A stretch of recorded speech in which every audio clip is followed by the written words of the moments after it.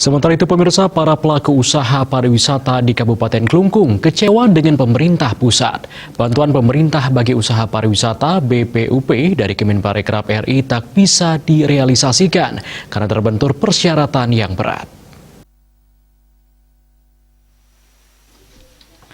Kurangnya sinkronisasi data antara pusat dan daerah menjadi salah satu penyebabnya, sehingga realisasi BPUP ini terkesan setengah hati karena sama sekali tak memihak pelaku usaha pariwisata perorangan. Kekecewaan ini dilontarkan langsung Ketua PHRI Klungkung, Wayan Karyana, setelah mengetahui persyaratan BPUP berat dan ribet. Menurutnya, data yang diambil oleh Kemenparekraf RI adalah data perusahaan yang sudah berizin dan sudah terdaftar di OSS Online Single Submission. Melihat persyaratan itu, para pelaku usaha pariwisata di Klungkung tidak bisa mematuhi 3 persyaratan acuan pusat, karena perusahaan pariwisata di Klungkung yang tergabung dalam PHRI Klungkung lebih banyak yang berbentuk perusahaan perorangan. Pihaknya mengaku sudah bertemu dan berbicara langsung dengan Kepala Dinas Pariwisata Klungkung, Ana Agung Gede Putrawedana.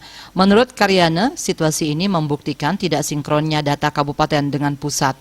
Padahal sebelumnya saat pelaku usaha pariwisata mengurus izin dan terdaftar di OSS, itu tidak ada yang mensyaratkan bahwa perusahaan perorangan harus memiliki akte pendirian dan AD/ART perusahaan serta NPWP yang berbadan hukum.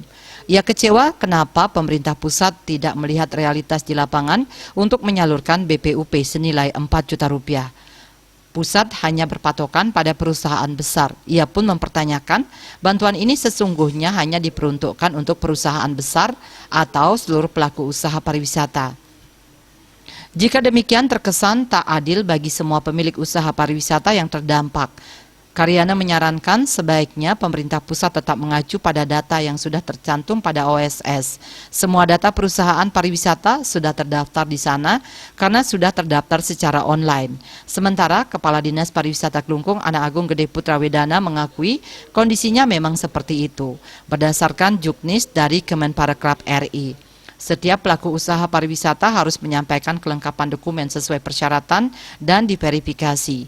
Pemerintah daerah tak bisa berbuat banyak karena itu merupakan juknis langsung dari Kemenparekraf.